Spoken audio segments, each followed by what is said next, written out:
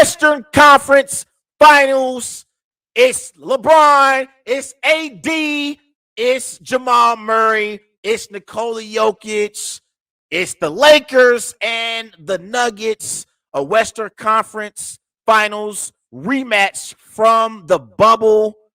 And going into this matchup, the Nuggets are the favorites to win this series. They are a minus 155. The Lakers are a plus 135. And game one is set for tomorrow night, 8:30 p.m. on ESPN. The Nuggets are favored by 5.5 points in this matchup. And so let's start off with the Lakers in this Western Conference Finals preview. The Lakers are led by head coach Darwin Ham. The Lakers finished the season 43-39.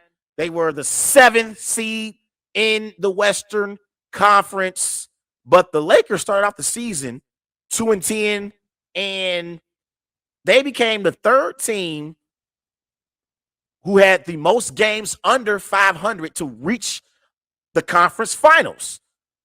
Because they were 8 games under 500 the first 12 games of the season. They were 2-10. So the Lakers have came a long way. And so far during the postseason, the Lakers have an NBA best 106.5 in defensive rating in the postseason. That's the best in the postseason so far. So when it comes to the Lakers, obviously, the Lakers season changed at the NBA trading deadline. They traded away Russell Westbrook, and Russell Westbrook and LeBron James simply did not fit together on the floor. And there were Laker fans who bashed Russ and said that Russ was no longer a good player and could not contribute to a championship team. And I said, you shouldn't blame Russ. You should blame Rob Pelinka. That's who you should blame, because everyone who knows basketball, we all knew that LeBron James and Russell Westbrook are not a good fit on the court together. They're not a good fit. We know Russell Westbrook is an all-time great, one of the greatest NBA point guards in NBA history. I don't like the perception that people have of Russell Westbrook, because I think Russ gives you 110%, never cheats the game, and everyone wanted to act like Russ should no longer be in the NBA because he didn't fit with the Lakers. But Russ went to the Clippers, and I thought Russ did a great job in that playoff series against the Phoenix Suns. Russ did his job. He did all he could to keep the Clippers in that series. Did all he could. I thought Russ played great in that series against the Suns. So Russ can still play. He just wasn't a good fit with LeBron. But as much blame as I gave Rob Pelinka for trading for Russell Westbrook to begin with, I give him the much more credit as well for making the moves that he made at the trading deadline. They brought in D'Angelo Russell, and I think D'Angelo Russell was a better fit with LeBron and AD than Russ was. They brought in Jeremy Vanderbilt. They brought in Malik Beasley, Mo Bamba.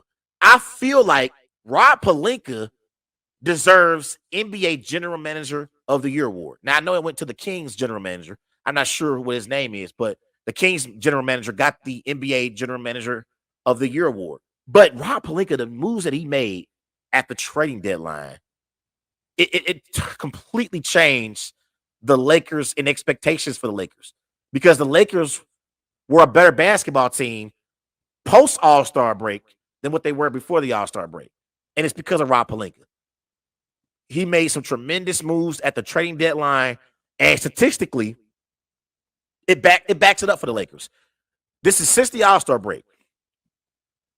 The Lakers, this is during the regular season, they were 20-9, ranked first in the NBA. Opponents' field goal percentage when they play the Lakers is 45%. That's ranked first in the NBA. Opponent three-point field goal percentage is 33%. That ranks first in the NBA, and the Lakers had 163 blocks, which ranks second in the Western Conference. This includes the postseason. This was before their series against the Warriors. So the Lakers are a much improved basketball team. And I got to admit, I was wrong about the Lakers. I was wrong about the L.A. Lakers. Coming into the playoffs, I picked the Memphis Grizzlies to beat the Lakers in 6 games. I did. But obviously, after that series, my biggest takeaway was the Grizzlies are immature. They're immature and they are not ready to be a championship contender. We know how in what's going on right now with Ja Morant and Dylan Brooks obviously was immature as well. So I said, okay, they beat the Grizzlies. Lakers beat the Grizzlies. I'm still not sold on the Lakers being a championship contender. Just because they beat the Grizzlies, I'm not going to anoint you as being a championship contender. Beat the Warriors and prove to me that you are a championship contender. And in that series against the Warriors, the Lakers completely controlled the series. They really, really did. And I had to admit that I was wrong. I had to admit it. And if you want to know why I didn't feel like the Lakers were a championship contender, in the play-in game, they struggled to beat the Minnesota Timberwolves. And their play style, to me, is not at the level of a Boston or a Denver, to me. I always felt like the Celtics and the Nuggets and even the Warriors and the Kings, they had a different level that they could get to offensively that the Lakers could not reach. And honestly, I was wrong because the Lakers have had timely breakout performances from their role players in the playoffs. That's the reason why the Lakers are in the Western Conference Finals. Make no mistake about it. As great as LeBron is still, even at age 38, as great as Anthony Davis has been, the reason why the Lakers are in the Western Conference Finals is because they've had timely breakout performances from their role players. It happened in the Warriors series in Game 4. Lonnie Walker in Game 4. Lakers were leading the series 2-1. And I was for sure the Warriors were going to win Game 4 at Crypto. I'm like, Warriors ain't going down 3-1. And in Game 4, Lonnie Walker had 15 points, shot 6 of 9 from the floor, and it came out of nowhere. Out of nowhere. Like I fell out my chair 4 times in Game 4 in the fourth quarter watching that game. Watching Lonnie Walker pretty much outplay Steph and Clay by himself. By himself. So their role players like Austin Reeves and Lonnie Walker and D'Angelo Russell, they are doing a tremendous job helping the Lakers on their journey getting to the NBA Conference Finals.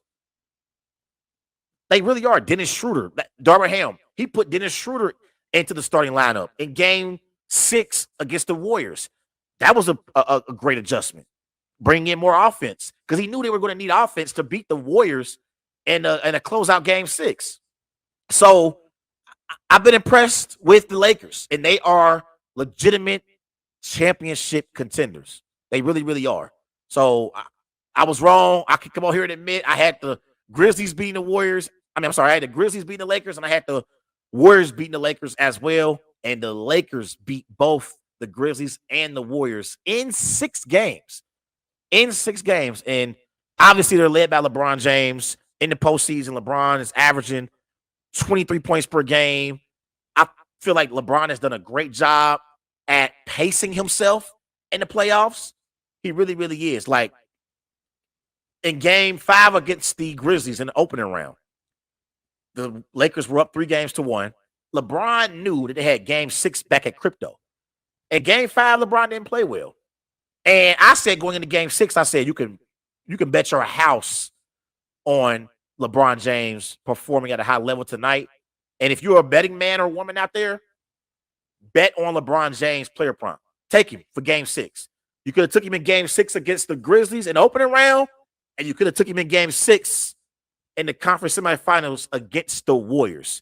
He was tremendous in both Game 6 against the Grizzlies and against the Warriors. He was great because he knows how to pace himself. He didn't want to go back to Memphis for a Game 7. He didn't want to go back to Golden State for a Game 7. So he put all of his eggs in the Game 6 basket, and it paid off for LeBron. I give him credit. He had subpar performances in Game 5s in Memphis and in Golden State, but in Game 6, he showed up.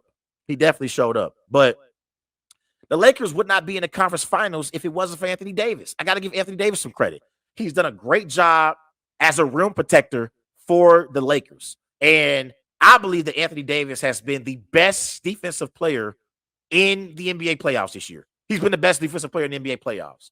His impact and the way he's able to alter shots, it's been a game changer for the Lakers. It really, really has been. Like, and I thought against the Warriors, I thought the Warriors were going to be able to expose the Lakers because I know the Lakers are great on their front line defensively. And I'm like, okay, I expect Steph and Clay and Jordan Poole to be able to hit perimeter shots. And the weakness of the Lakers defense on the perimeter will show.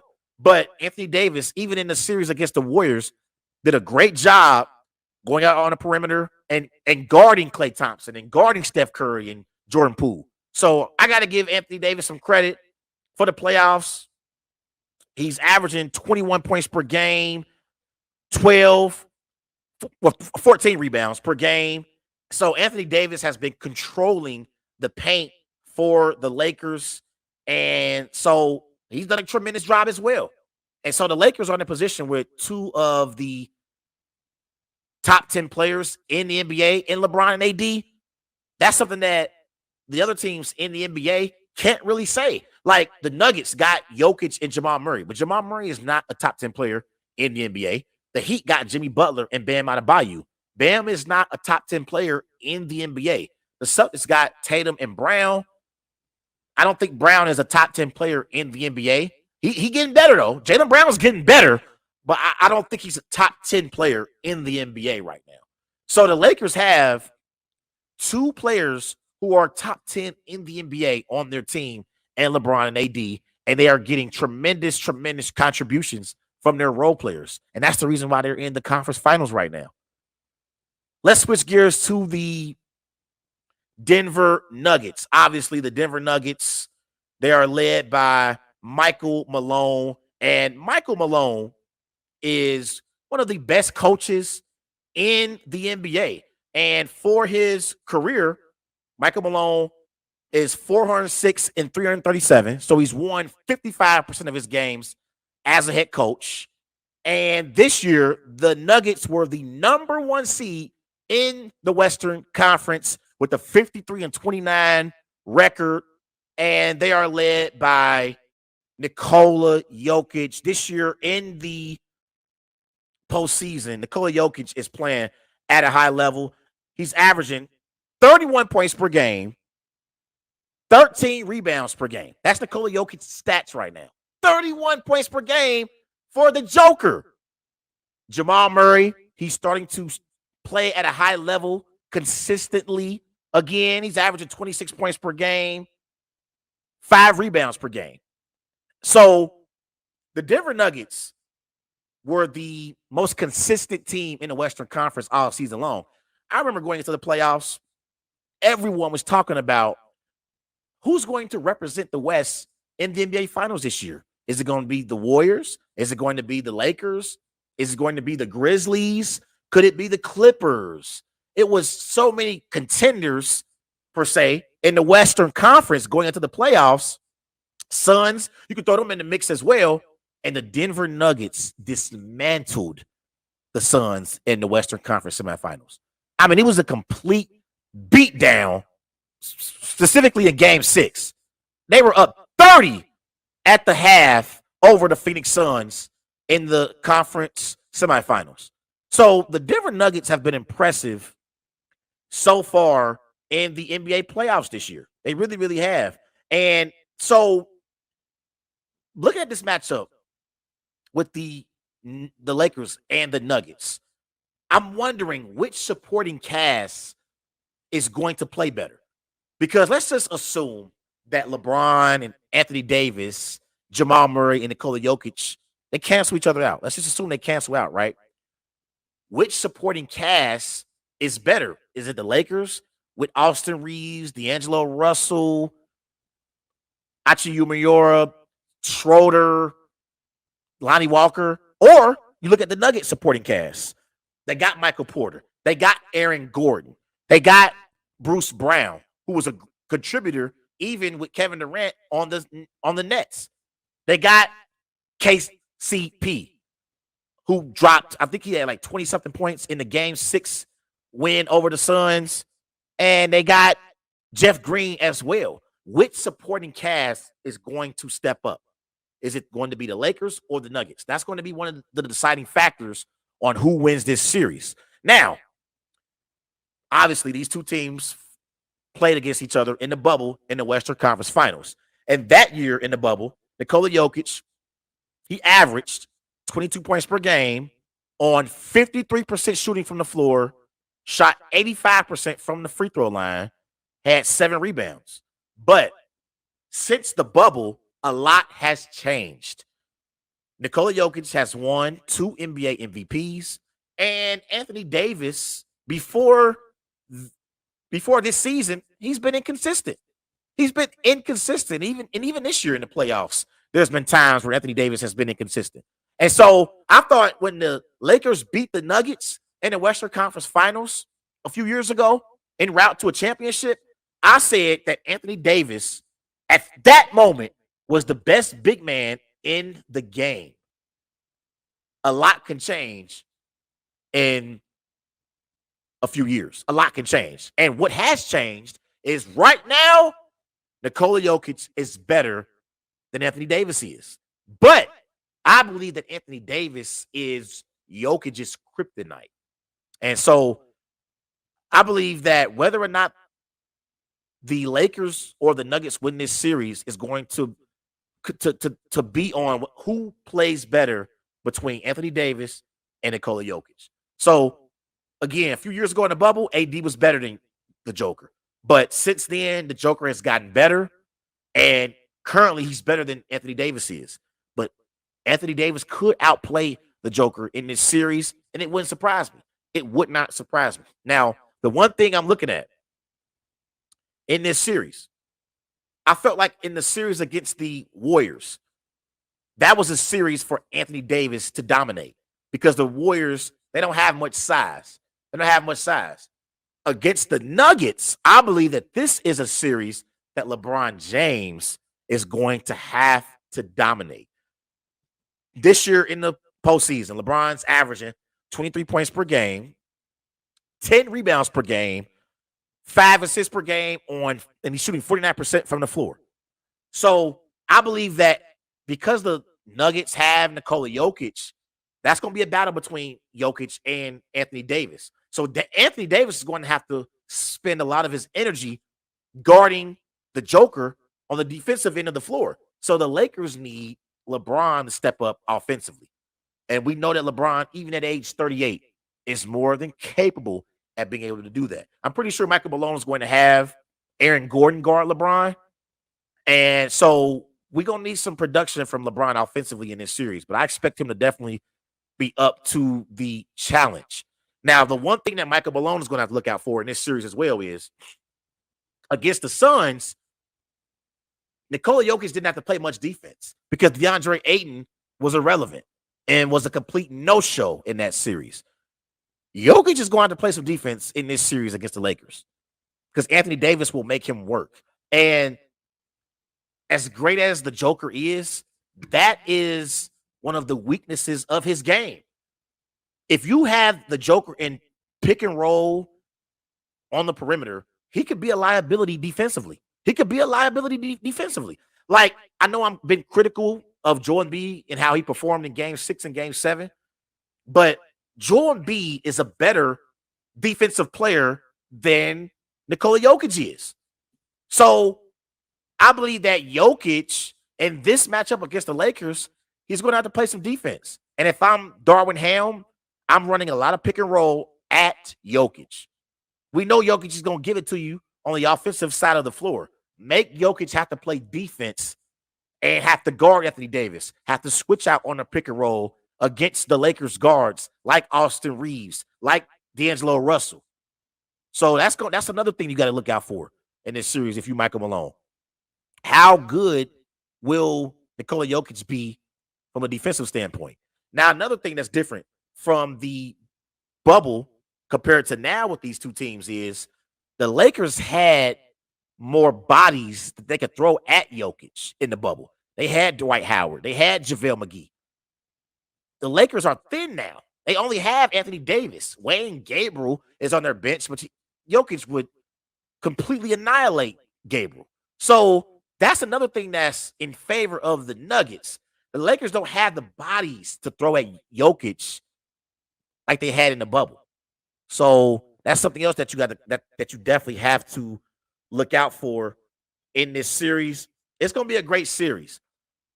And again, I think the Lakers are better than the Nuggets defensively, but I think the Nuggets are better than the Lakers offensively.